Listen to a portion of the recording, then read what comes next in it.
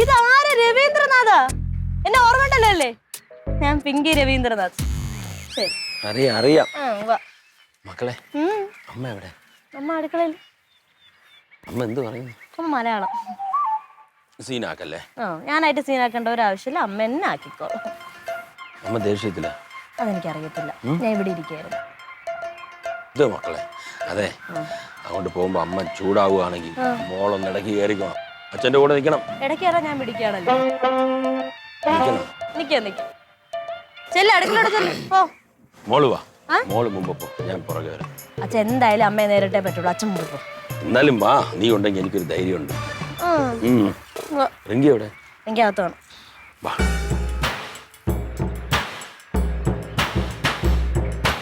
വാ, പേടിക്കണ്ട.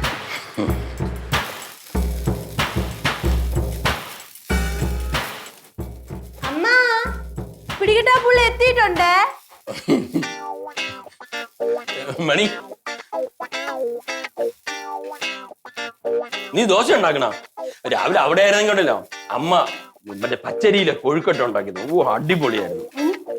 അതിനൊന്നുമില്ല, കഴിച്ചൊന്നും.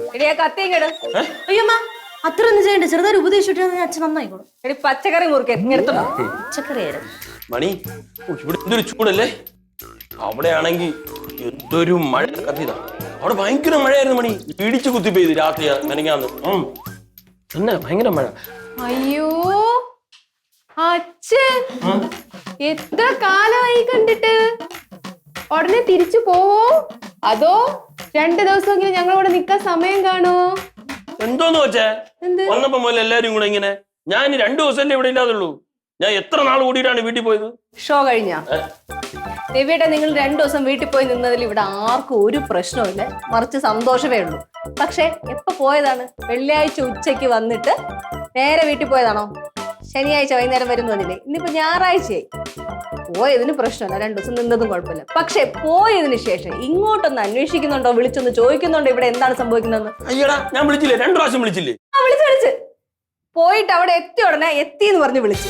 അത് കഴിഞ്ഞ് 10 മിനിറ്റ് കഴിഞ്ഞ ഉടനെ തന്നെ വിളിച്ചിട്ട് പറഞ്ഞു ഫയല് പുറത്തിരിക്കണം, അത് തലമാരി വെക്കാൻ. അല്ലേ? ആ 2 പ്രാവശ്യം വിളിച്ചോളൂ. അപ്പോഴാണ് വിളിച്ചതെന്നൊന്നും ഇരിക്കുക. പക്ഷെ ഞാൻ 2 പ്രാവശ്യം വിളിച്ചു. എടി, സത്യം പറയാൻ മണി, അമ്മയ്ക്ക് വയ്യ. അമ്മ പറഞ്ഞ് 2 ദിവസം നീ ഇവിടെ നില്ല്. അമ്മയ്ക്ക് വയ്യ, അതുകൊണ്ട് നിന്നാണ്. അതെ, സത്യം മണി. സോറി അടി. എന്തോ അപ്പച്ചി നാമങ്ങൾക്ക് എന്തോ പറയണം? അവരൊക്കെ സുഖമായിരിക്കുന്നത്. പറയാൻ മക്കളെ, നീ ക്ഷമിക്കും മണി. സോറി പറഞ്ഞല്ലോ, ക്ഷമിച്ചിരിക്കുന്നു. അത്രേ ഉള്ളൂ. എന്റെ മണിക്കുട്ടി പാവമാണെന്ന്. നീ അല്ല പറഞ്ഞേ അമ്മ ദേഷ്യത്തിലാണെന്ന്. ഇപ്പൊ നോക്ക്, കാര്യം പറയണം. എന്താണ് സംഭവിക്കുന്നത് നമ്മൾ അറിയണേ, അതിനു വേണ്ടി പറഞ്ഞാൽ അത്രേ ഉള്ളൂ. എവിടെയെങ്കിലും പോയി കഴിഞ്ഞാൽ പിന്നെ വീടുമായിട്ട് ഒരു ഡിസ്കണക്ഷൻ ആണ്. ഇവിടെ വന്നു കഴിഞ്ഞാൽ അമ്മേനെ മൈൻഡ് ചെയ്യില്ല, അവിടെ അങ്ങ് പോയി കഴിഞ്ഞാൽ ഞങ്ങളെയും മൈൻഡ് ചെയ്യില്ല. ഇതാണ് നിങ്ങളുടെ പ്രശ്നം. അത്രേ ഉള്ളൂ. ഞാൻ എനിക്കറിയാം എല്ലാ കാര്യങ്ങളും കേൾക്കണം. പിന്നെ ചിലപ്പോ ഒന്നുകൂടി എനിക്ക് അവിടം വരെ പോകേണ്ടി വരും. അത് അബദ്ധവശാ ഞാനൊന്ന് കവലയിലോട്ടൊന്ന് ഇറങ്ങി ശനിയാഴ്ച. അബദ്ധവശാലോ? ഓ, അബദ്ധം തന്നെ പറയാൻ പറ്റുള്ളൂ. ചെന്ന് ചാടിയത് അമ്പല കമ്മിറ്റിക്കാരുടെ മുമ്പിൽ. കാര്യമുണ്ട്. ഞാനേ അതൊക്കെ പറയാം. പിന്നെ ഞാൻ ഒന്ന് ഫ്രഷ് ആയിട്ട് വരാം. അച്ഛൻ നല്ല മൂഡിലാണല്ലോ. നാട്ടിൽ പോയി വരുമ്പോ എപ്പോഴും ഇങ്ങനെ തന്നെ. അയ്യോ, അയി മുരിഞ്ഞ ദോശ. ഞാൻ പറഞ്ഞിട്ടുണ്ട് കറി ആവണതിന് മുന്നേ ദോശ എടുത്തോണ്ട് പോവില്ലെന്ന്. അയ്യോ രാജാ, അതെ, ഇപ്പൊ പെട്ടെന്നൊക്കെ ഇങ്ങനെ പറഞ്ഞാലേ ഞാൻ ഒന്നാമത് ടച്ചൊക്കെ വിട്ട് നിൽക്കല്ലേ. പ്രാക്ടീസ് ഒന്നുമില്ല, അതൊക്കെ മറന്നേ പോയെന്നുള്ളതാണ് സത്യം. ഞാൻ നോക്കാം രാജാ. അയ്യോ, നോട്ടീസ് ബോർഡിൽ വെക്കരുത്. അയ്യോ, നോട്ടീസിലൊന്നും പേരൊന്നും വെക്കരുത്. അയ്യോ, അതൊന്നും വേണ്ട.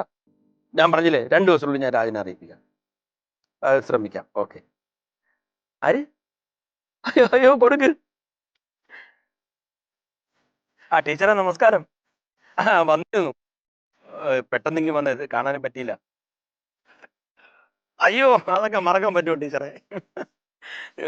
ഞാൻ എന്തായാലും പറഞ്ഞാൽ വരും. ടീച്ചർ ഉണ്ടെങ്കിൽ പിന്നെ ഞാൻ വരുമല്ലോ. ഓക്കെ. ഞാൻ വിളിക്കാം, ഞാൻ തീർച്ചയായിട്ടും വിളിക്കാം. ഓക്കെ ടീച്ചറെ.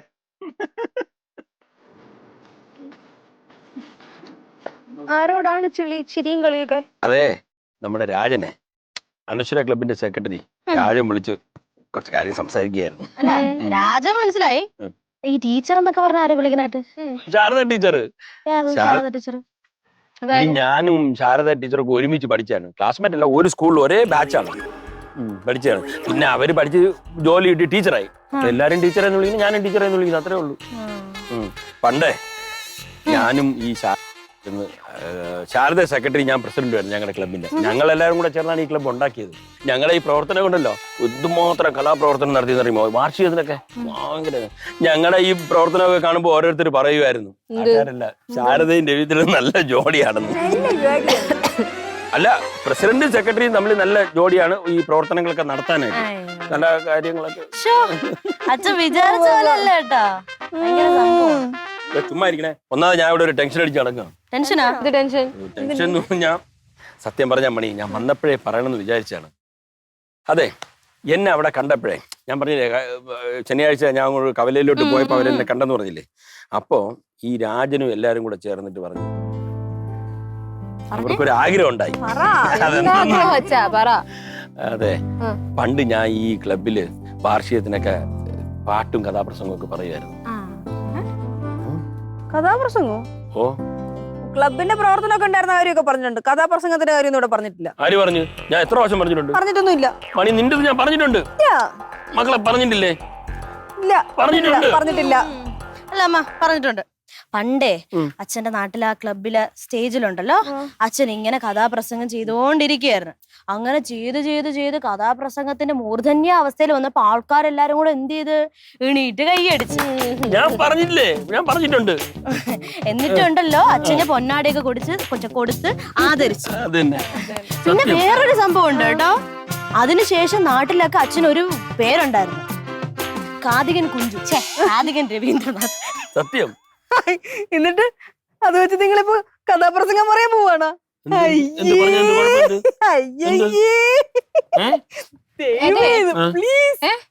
കഥാപ്രസംഗം പറയാൻ പോവാണല്ലേ? ശരിക്കും അമ്മ, ഞാൻ നാട്ടിൽ പോണോന്ന് വിചാരിച്ചതാണ്. ഇനി ഞാൻ പോകുന്നില്ല. അച്ഛനെ ഈ കഥാപ്രസംഗം നടത്തിക്കൊണ്ടിരിക്കുമ്പം ഏതെങ്കിലും പയ്യന്മാരെ അത് വീഡിയോ എടുത്ത് യൂട്യൂബിലോ സോഷ്യൽ മീഡിയയിലോ ഇടും. അങ്ങനെ അത് വൈറലല്ല, ട്രോള് കിട്ടും അച്ഛന്. ട്രോളി അച്ഛനെ കൊന്നൊരു പരിവാക്കി അച്ഛന് ബാങ്കിൽ പോലും പോവാൻ പറ്റാത്ത അവസ്ഥയിലാണ്. അതെ, ദേവിയത് പാടരുത്. എനിക്ക് എന്റെ വീട്ടിലൊക്കെ പോവാനുള്ളതാണ്. അവിടെ അറിഞ്ഞു കഴിഞ്ഞാൽ പിന്നെ നാണക്കേടാവും. അച്ഛാ, ഞാനേ ഒന്നുമില്ല. ഞാൻ ഒരു മനസ്സിലാണ് ഇരുന്നത്. ഇപ്പൊ ഞാൻ ഒരു തീരുമാനം എടുത്തു. ഞായറാഴ്ച ക്ലബിന്റെ 30ാമത്തെ വാർഷികമാണ്. ഞാൻ കഥാപ്രസംഗം പറഞ്ഞിരിക്കും. 2-3 ദിവസത്തെ പ്രാക്ടീസ് മതി. ഉറപ്പാണോ? പിന്നെ ഞാൻ പറയും. തീർന്നു. തലയിൽ കൂടെ ഇടാൻ തുണി എടുത്തു വെച്ച മക്കളെ നമുക്ക്. ചിരിയും മൊഴിയും ചേരും തട്ടുപൊളിപ്പൻ കൂടാണേ. എന്നിഷ്ടം നിന്നിഷ്ടം ഒത്താലോ തന്നിഷ്ടം. പിടിപലി കളി ചിരിപൂരം മുരളയ്ക്കു പേര്.